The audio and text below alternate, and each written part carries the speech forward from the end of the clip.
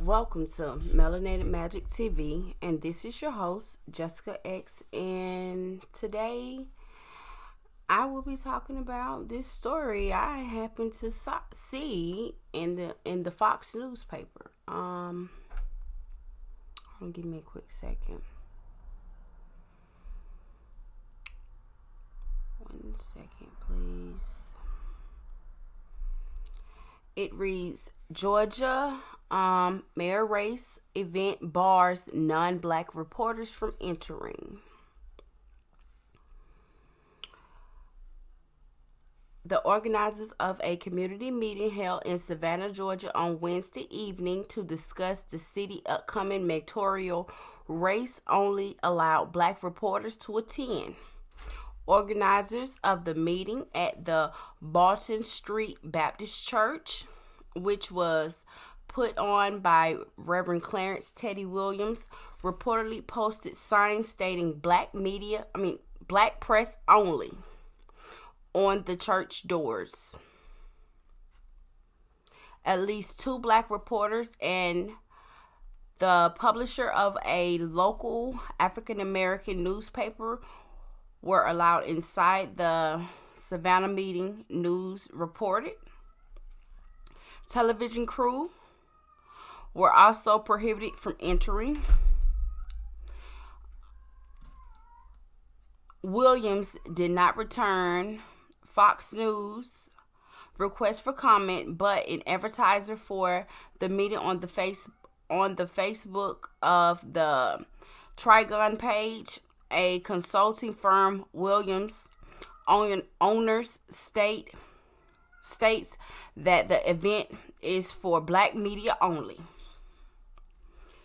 Van Johnson, a Savannah City councilman and one of the 3 black mayoral candidates to have announced campaigns so far, attended the Wednesday meeting at Bolton Street Baptist Church.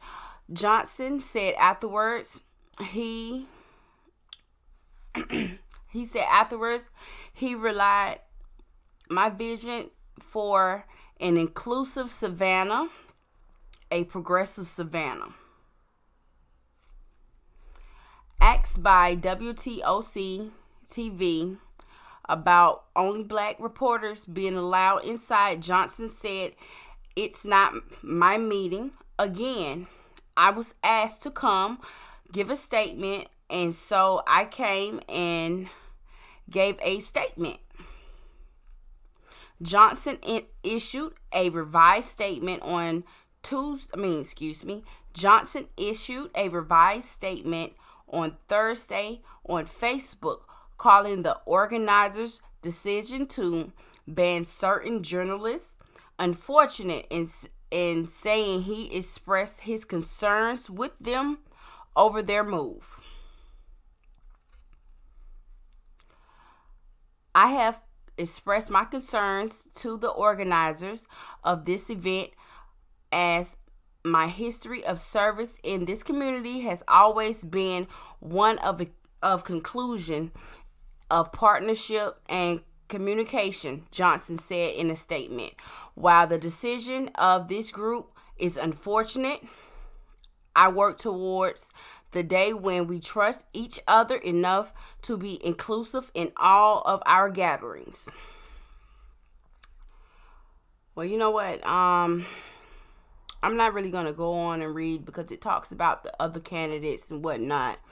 But I have a few issues with this. For one,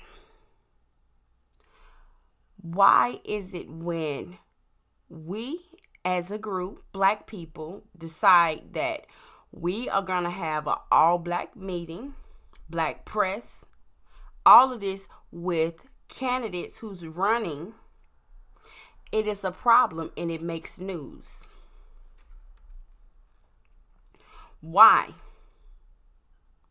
Why is it an issue for us to try to talk about a black agenda and even work towards it and make steps towards that? Why is it an issue?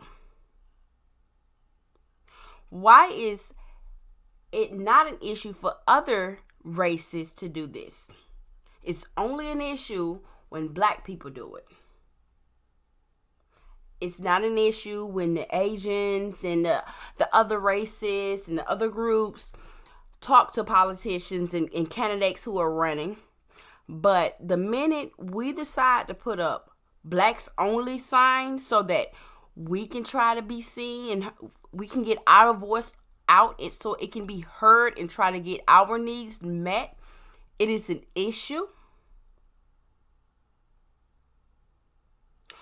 Why is it whenever we decide to do something, it is your business? Why is it any of your business what we do as a group? If we decide to put signs up stating we don't want outsiders in because we don't want to talk in front of mixed company, then so be it. It is none of your business. You need to mind your white business. You need to worry about why your race is dying out. You need to worry about why your birth rates are so low and why your death rates are double the amount that your birth rates are. Why is it an issue? Why? Why is it an issue? It is never an issue when any other race does it, but the moment blacks decide that, hey, we're going to do what every other group does and decide to make sure that no other group is included in our discussion, you decide to throw a hissy fit and post articles. It is none of your business what we do. We don't mind your business, so guess what? You need to mind your own white business. Do not worry about our business.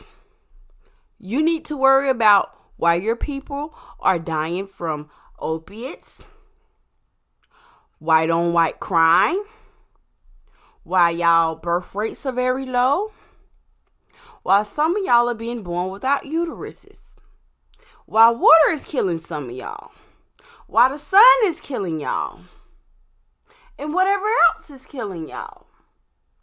You need to worry about your group of people. You do not need to worry about us. Period. It is none of your business. And if you are going to worry about us, what you need to do, everything your ancestors stole from us, y'all need to give it back. If you're going to mind our black business, that's the type of business we want to hear. We want to hear money reparations. That's the only type of business. And we don't want you coming at us with some type of number or saying we're going to push reparations to education. I know me personally, I want cash land. I want rights to the water, land rights, mineral rights. I want my own military. It's so many things that I want. I don't want my reparations put towards education because I will educate my own kids, period. I don't want to put my kids in one of your colleges unless I absolutely have to. But it's too many black colleges out here, so I don't have to. So with that being said, you're not going to try to hold us by our hands like we're some little kids and try to dictate where you want funds to go. No. We are starting to awaken. And with that being said, we're starting to be a lot more mindful of things.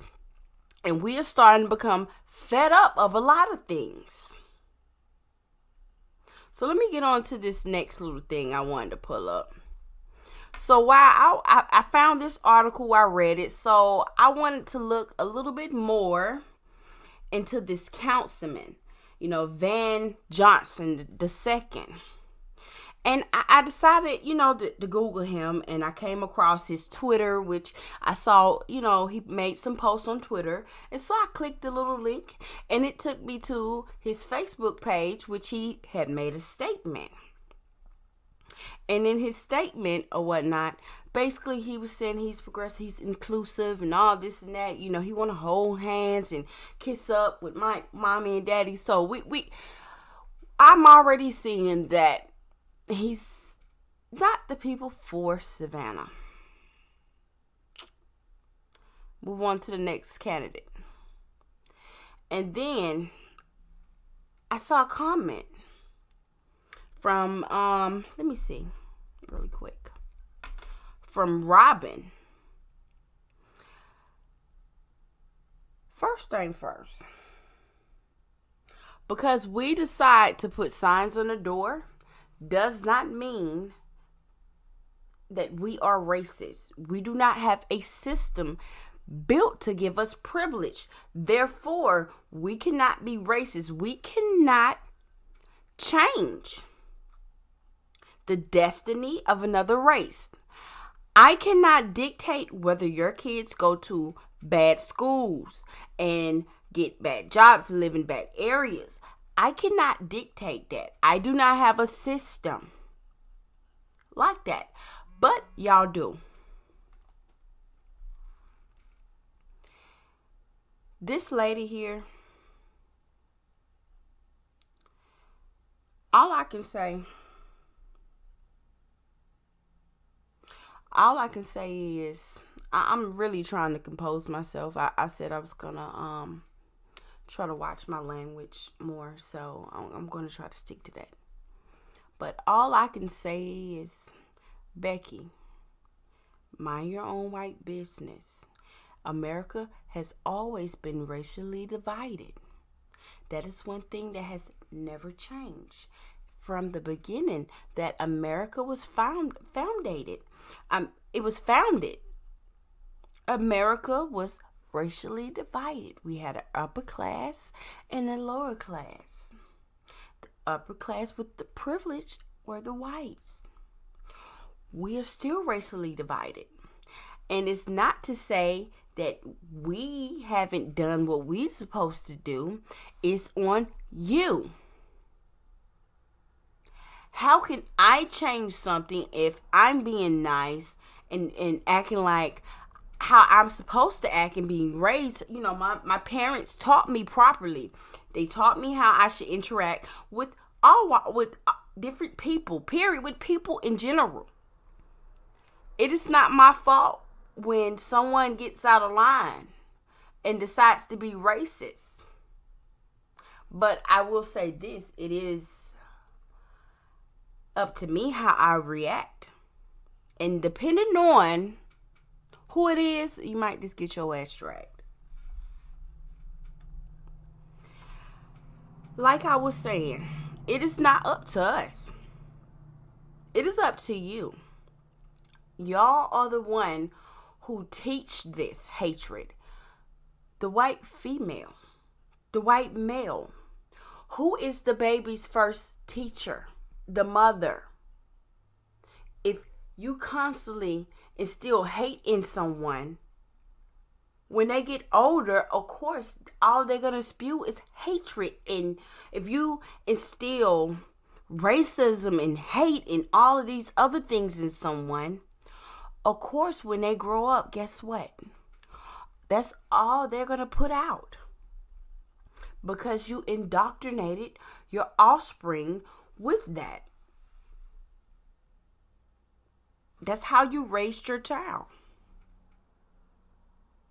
It's not up to us. It's up to you to change your own race. But it is up to us to build up our race, to protect our race, to make sure our race become one again and unite again and have each other backs again. It is your place to stay out of our business and mind your white business while we are minding our business.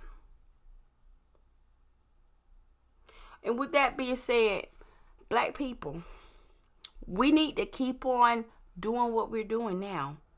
putting these signs on the door, talking to these politicians. I don't care about Fox News and all of these other stations and other networks who are putting these stories out about us putting these signs on the door and saying we're racist, reverse racism, and all this and that. That is a deflection tactic. They just want to get in and sit in and be nosy. Remember, COINTELPRO.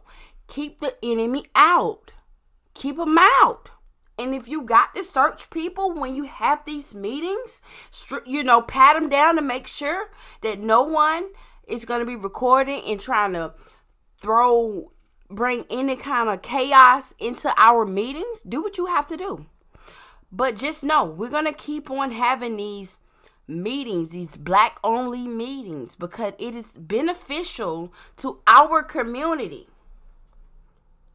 You know what's really funny to me? A lot of people had an issue with them gathering and having a black only meeting. But it's basically the same thing when a politician or someone goes into a black church. Majority of the people in there are black, if not 100%. It's just an issue now because it's a sign on the door.